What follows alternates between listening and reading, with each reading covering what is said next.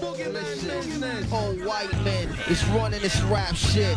Corporate force is running this rap shit. Some tall Israeli is running this rap shit. We poke out our asses for a chance to cash in. Cocaine is running this rap shit. Joe Yak and E-Pills is running this rap shit. This rap shit. Quasi-homosexuals is running this rap shit. What, yo? We're running the world.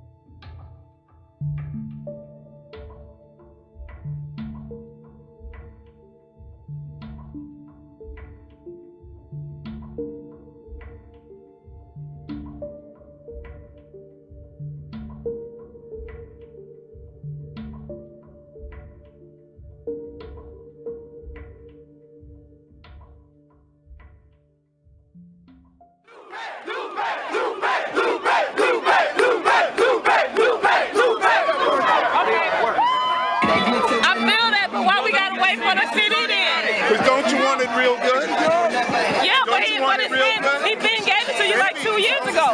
No. You sure?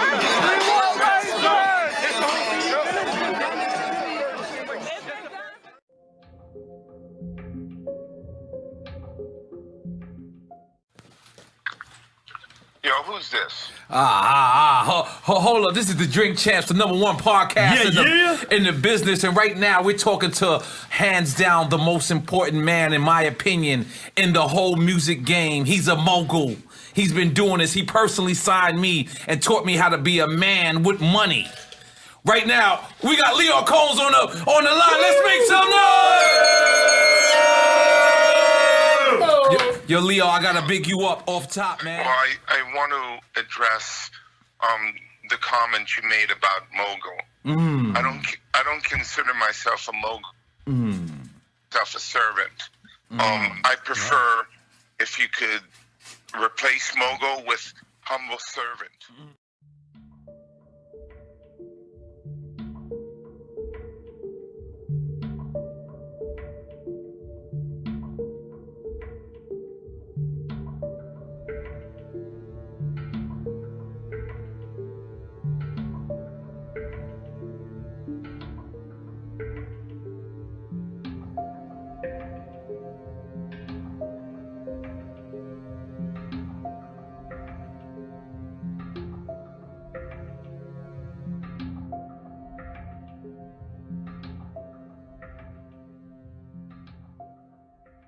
My beef was with Lyor because I think he's a fake CEO and I think he's fronting on my culture, but he can't front on anybody else. And I'm calling him out publicly and I want him to stop trying to rape my culture, go make some money with some other people. They have people that their job is to create beef so that they can monetize it, pause, but they don't let their culture feel it, but they make money from it and they can't make any money or get any respect in their culture. That's why they're in our culture. It is what it is. It's a perfect example of what they always do to us. They always try to, offer some paper bag of money or whatever it is, whatever selfish agenda, which is the test. and then have us divide so they could benefit and take the fight off of them and put the focus on them. Never had a beef with Jay, always with Lyor and his whole crew. He's the one that ruined Rockefeller. I think it's fair to continuously make money off our culture, not make money off your own culture, not use any of your money to help our culture, but use the money you make from us to help your own culture, and then not to give the respect to the people that are the DNA of. Call Kevin Liles. I don't think I've ever seen a Lyor Cohen interview. Exactly. Of course you don't see. Of course you don't see the puppet master. I don't like who he empowers and the way he empowers them. I didn't like when he hired Todd Moskowitz to run Asylum. I didn't think Todd, as a lawyer, knew anything about music. It just seemed like complete nepotism, and he was using other people's money. He got a job because of nepotism. Ask them why they got their jobs. That's what I want to see. How did Joey get the job president of Urban, and what does that mean? I need to see credentials. And I have to worry about being manipulated by somebody that's smiling, pretending that he's with you, but he's robbing you. Because when they rob you, they don't come as an enemy, they come as a friend. But I've been to these Jewish events, and I have nothing against Jewish, where I've seen him make Jay-Z give speeches. And I've been like, well, I don't understand why that doesn't happen in my culture. You know what I'm saying? Like, I'll tell you right now, stay clear of Lyor. He will rob you. He will ruin you for the money. And when you're with him, you look like a slave, because that's how he looks at you. Trust me on that.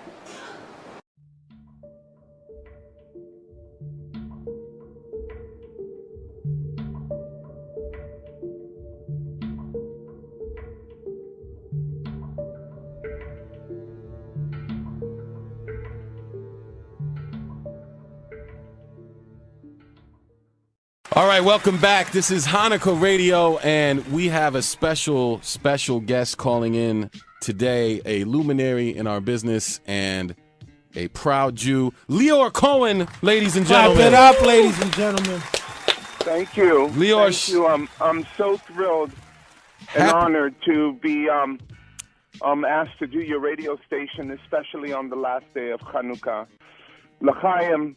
Shalom. We are honored to have you. How could I help you? Well, Lyor, this one of the things we do here is we don't necessarily get too religious and talk about Hanukkah and what it stands for, although, you know, we have gotten into that in the past, but it's more of a celebration of, you know, Judaism and hip-hop, since we are a hip-hop station, and that's what we do, and your roots are definitely in hip-hop. Jewish people have always been involved in urban cultural arts all the way back to the early beginnings of jazz music. It's just something that's always happened. Right. It's a blessing. It's a blessing that I was lucky enough to be part of this industry, and it was a blessing that people treated me inside and out with so much respect.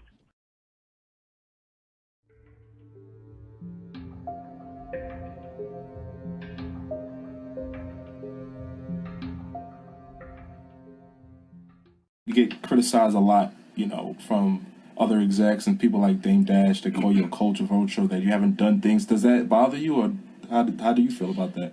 No, it actually doesn't bother me. It would bother me if it came from a credible source.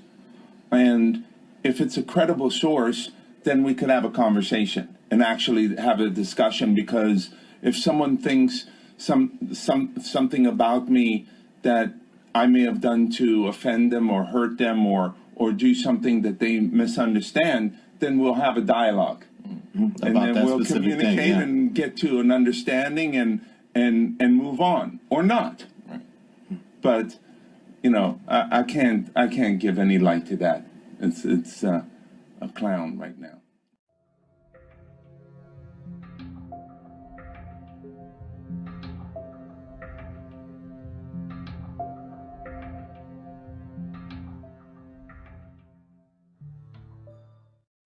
But the way it was going and looking, it looked like Jay was doing everything because they blacklisted Dame. And Dame say he wasn't blacklisted, he's lying. He's blacklisted.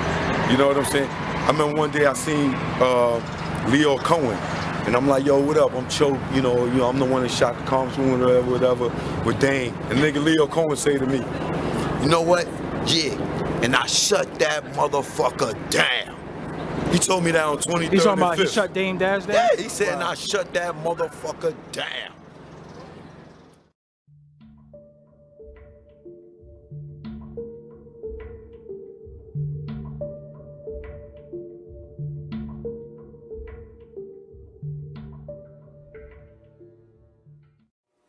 And to make a long story short, just to run down my resume really quickly, I created that show called Spring Bling. Artists like Eve, I helped create that image that we see of her now. Even after I left BET, I was Dave Chappelle's stand-in, so I saw everything that happened with him. And to really capitalize it even more, basically, since 1997, whatever has happened in urban America as far as the perception on television and film, I was basically the fly on the wall. So for me and the fellas around me, it was all fun, but we did not know that we were a part of a system. Even going back to what the brother talked about with the homosexuality with the rap, here's the kicker. It's not that the rappers are gay. That's not it. That's a misconception. What it is, it's about control. See, that's what makes it, that's why you see so many buffoons nowadays in television and film, doing things that we know are like, wow, Jamie Foxx, you would say that? Wow, Jay-Z, you would actually sit there and do an anti-Semitic commercial? Because they're in a bind, because see, Jay-Z's not gay. I'll use him as an example. He's not gay, but once you reach a certain level within that weapon of mass destruction, you have to give something up. There's something that you're going to give up because you got to be down with that crew. And how do I know? Because it happened to me. That is why I'm standing here talking right now. I reached a certain level in that station. I was the only producer to ever come as a new kid and create a multi-million-dollar revenue generating show. I was the only producer in there that artists would come and be like, oh, I need D. Brad to do my show, or that actually helped create an image for artists. So it reached a certain point where now it's time for them to introduce me to the inner workings of this monster that's created. So now you have a rapper who will get turned out by a high-ranking label exec because, well, what you gonna do? I mean, if I want to be a rapper and I walk in and the label exec tells me that this is what I need to do for him because, hey, he put my album on when I really wasn't that talented. But they pushed me because they saw that I was something that they could sell. So when you bring me in a room and there's my favorite rapper right there who's in the same room, so that must mean he must have committed the same gay act as I did. So at the end of the day, depending on where your level is within yourself, you go do it. You understand? So I literally lived the devil taking me to the mountain and saying, you can either go to the left, you can have all of this. And I was there. It was ritualistically done. The vice president sent his right-hand man to me 3 straight weekends. They do everything in 3s. 3 weekends in a row. Hey, D. Brad, let's go hang out. And every weekend, he kept beating me in the head. Get rid of this Rap City, man. You can do more than Rap City, D. Brad. You can do more than that. You need to come with us. Then the 3rd night, it was the vice president's birthday. They picked me up in a long white stretch limo.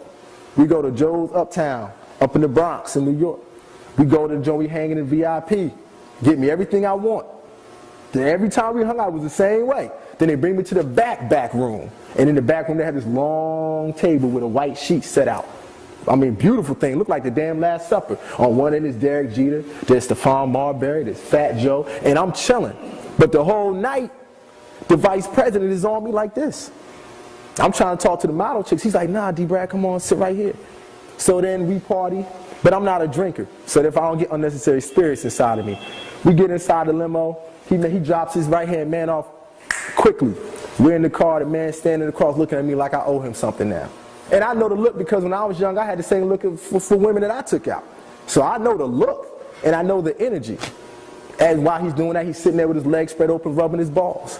Now, I'm in a situation where I'm like, no, what am I going to do? This is my vice president, this is my boss. But the problem is, I was just raised differently. You understand what I'm saying? I was brought up differently. So for me, I had to turn that away. But what the hell that I caught after that, this is why I don't come down on those who buffoon to sell out, because everybody ain't built for this war. Everybody's not built for that. I've been homeless. I've had my name destroyed. You understand? I've had to walk with my head up when I've been dead ass broke. He ain't seen me for like a year because I wasn't coming home when I was broke like that. I was ashamed of myself. I went from being a man to nothing because I would not cross over. As a television producer who was Dave